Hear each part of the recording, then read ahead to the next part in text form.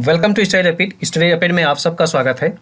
आज की वीडियो में हम बात करेंगे स्पेशली यूपीएसआई की जो एग्जाम आने वाला है, मूल विधि, भारतीय संविधान एवं जनरल नॉलेज के बारे में बात करेंगे। ये पार्ट 3 होगा। इससे पहले ऑलरेडी कई सारे वीडियो बन चुके हैं, पर जो सीक्वेंस वाइज वीडियो बने हैं पार्ट 1 पार्ट 2 अगर आप देखना चाहते हैं डिस्क्रिप्शन में लिंक दिया है, वहाँ से आप देख सकते हैं या आप प्ले लिस्ट पर भी जाके आप देख सकते हैं।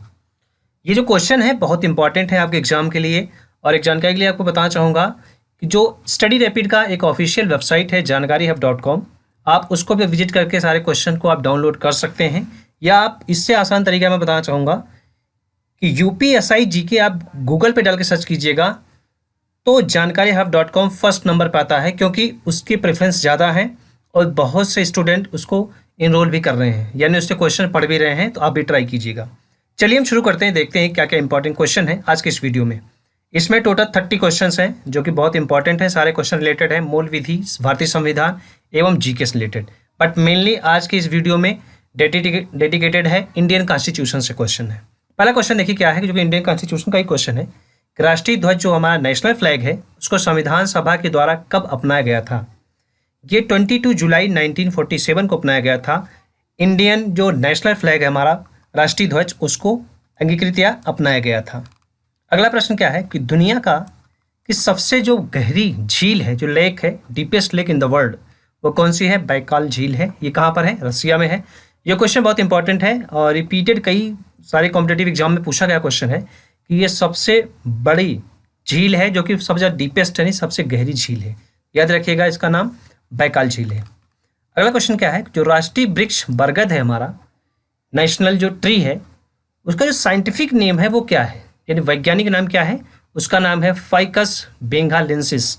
वेरी वेरी इंपॉर्टेंट क्वेश्चन है, याद रखिएगा। राष्ट्रीय जो बरगद है, राष्ट्रीय जो वृक्ष है या ट्री है, वो क्या है? उसका नाम है बरगद और उसका जो साइंटिफिक नेम है फाइकस बेंगालेंसिस है। अगला प्रश्न क्या है, जो नेशनल जो राष्ट्रीय विरासत पशु का नाम दिया गया वो कौन सा एनिमल है जिसको राष्ट्रीय पशु विरासत का नाम दिया गया है?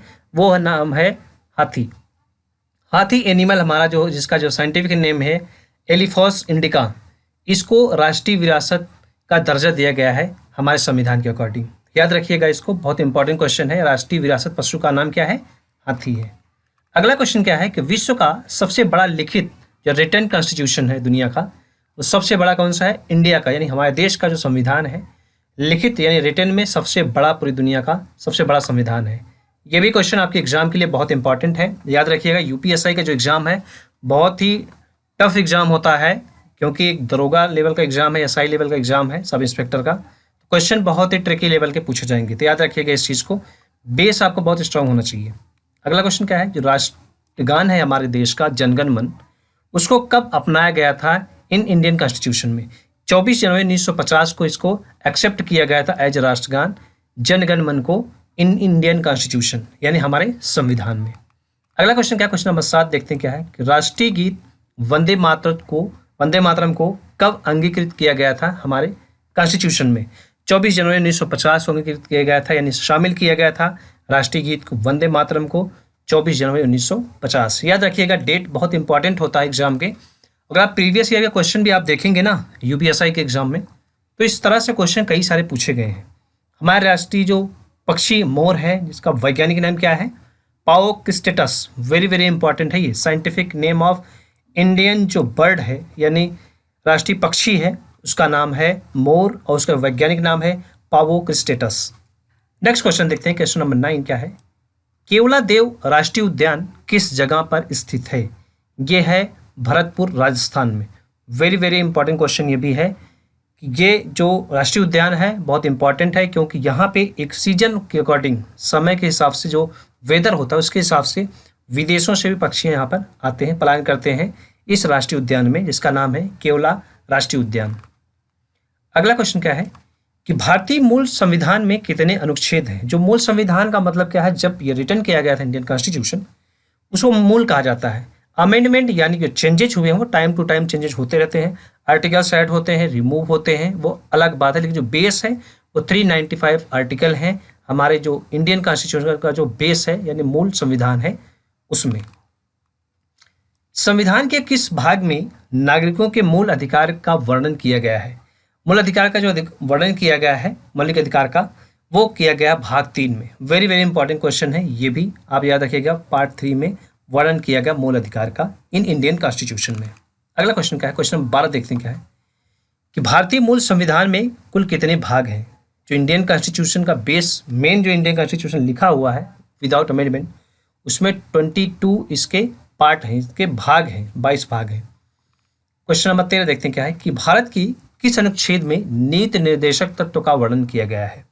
अनुच्छेद 36 से लेकर के 51 तक नीति निर्देशक तत्व का वर्णन किया गया, यानी कि क्वेश्चन अगला देखते हैं क्या है, क्वेश्चन नंबर 14 क्या है कि भारतीय संविधान में किस तरह की नागरिकता है। हमारे संविधान में एकल नागरिकता है। यदि कोई क्वेश्चन आपको कंफ्यूजिंग लगता है या कोई क्वेश्चन आपको लगता है ये गलत होगा या उसमें आप रिकमेंडेशन लेना चाहते हैं, तो कमेंट करके हमें जरूर इन्फॉर्म कीजिएगा। भारतीय संविधान के किस भाग को संविधान की कुंजी कहते हैं। ये क्वेश्चन कई बार एग्जाम में पूछा गया, यूपीएसआई को, यूपीपी जो एग्जाम होता है उत्तर प्रदेश पुलिस का, उसमें भी यह क्वेश्चन पूछा गया है कि भारतीय संविधान के किस भाग को संविधान कुंजी कहा जाता है। जो प्रस्तावना है इंडियन कॉन्स्टिट्यूशन का, इंट्रोडक्शन है, उसे कहा जाता है संविधान की कुंजी, क्योंकि उसी इंट्रोडक्शन से ही पूरा संविधान एक दूसरे से कनेक्टेड है। बहुत से ऐसे उसमें वर्ड यूज किए गए हैं। यह क्वेश्चन बहुत इंपॉर्टेंट है, आप याद रखिएगा इस क्वेश्चन को, कि संविधान की प्रस्तावना में समाजवादी, पंथनिरपेक्ष और अखंडता शब्द जोड़ा गया था। कब जोड़ा गया था? ये 42वां जो संशोधन हुआ था, तो ये वर्ड थे नहीं इंडियन कॉन्स्टिट्यूशन के इंट्रोडक्शन में, लेकिन 42वें संशोधन में ये वर्ड 3 वर्ड्स क्या किए थे, जोड़ दिए गए हैं इन इंडियन कॉन्स्टिट्यूशन में, हमारे संविधान में। यह क्वेश्चन बहुत इंपॉर्टेंट है कि भारतीय संविधान लागू होने से पहले भारत का जो प्रशासन मूल रूप से किस दस्तावेज के अनुसार चलता था, वो था भारत सरकार अधिनियम 1935। जब इंडियन कॉन्स्टिट्यूशन इम्प्लीमेंट नहीं हुआ था या यूज में नहीं आया था, उस टाइम पे जो इंडिया की जो गवर्नमेंट थी वो चल रही थी अकॉर्डिंग टू भारत सरकार अधिनियम 1935 के हिसाब से रूलिंग हो रही थी। क्वेश्चन नंबर 18 देखते हैं क्या है, किस सभा के द्वारा भारतीय संविधान का निर्माण किया गया है। ये एक संविधान सभा है जिसके द्वारा इंडियन कॉन्स्टिट्यूशन को डेवलप या बनाया गया है या रिटर्न किया गया है। याद रखिएगा, संविधान सभा। संविधान सभा का जो अंतिम सत्र है वो कब आयोजित किया गया था?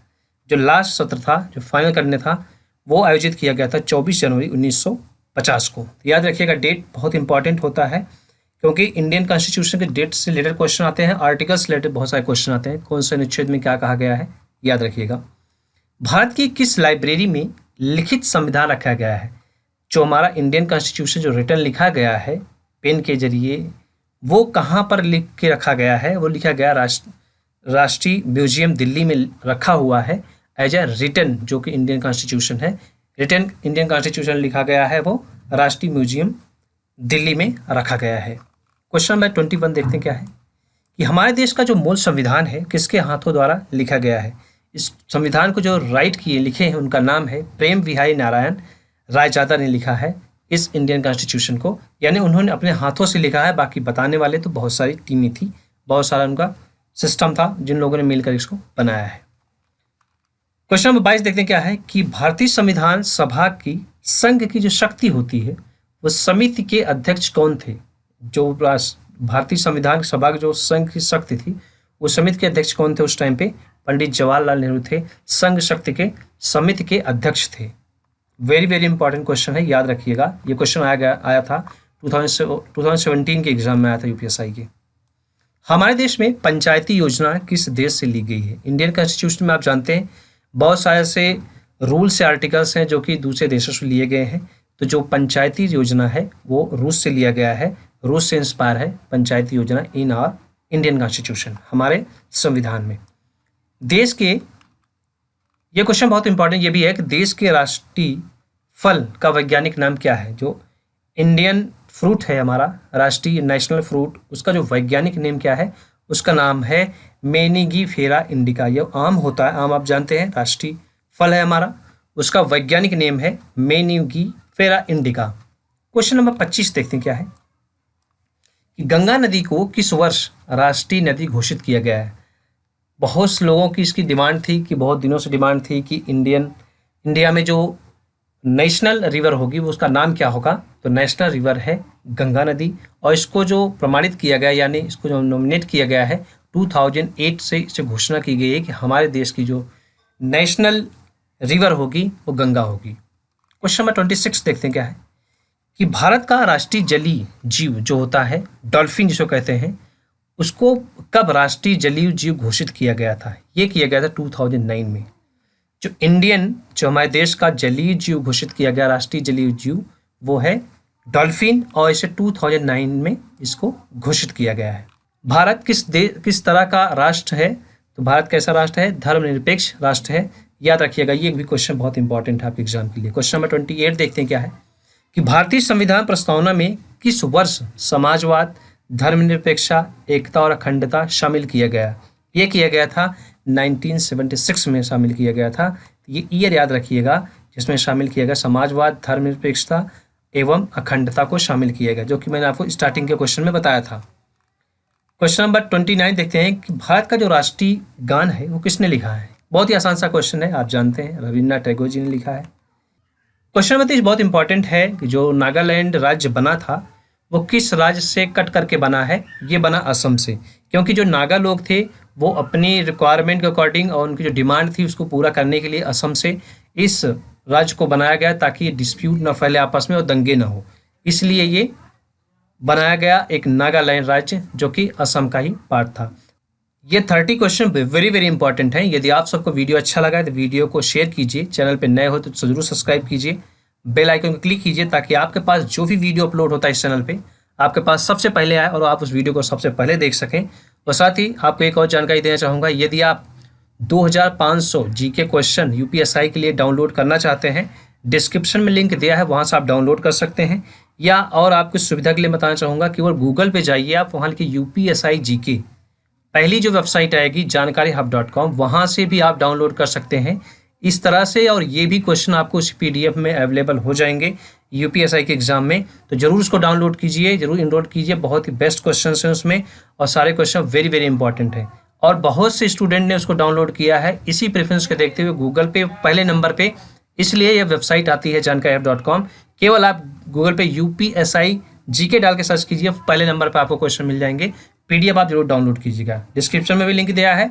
और आप जनरली आप जब मर्जी के डाउनलोड करना चाहते हैं तो UPSI GK डालिए, आप डाउनलोड कीजिए PDF, उसके प्रिपरेशन स्टार्ट कीजिए और प्रैक्टिस कीजिए। क्वेश्चन अच्छे रहेंगे उसमें, आपको ये क्वेश्चन भी आपको वहाँ मिल जाएंगे, बाकी जो रेस्ट क्वेश्चन तो हैं ही उसमें। वीडियो अच्छा लगा शेयर जरूर कीजिएगा। Thank you for watching.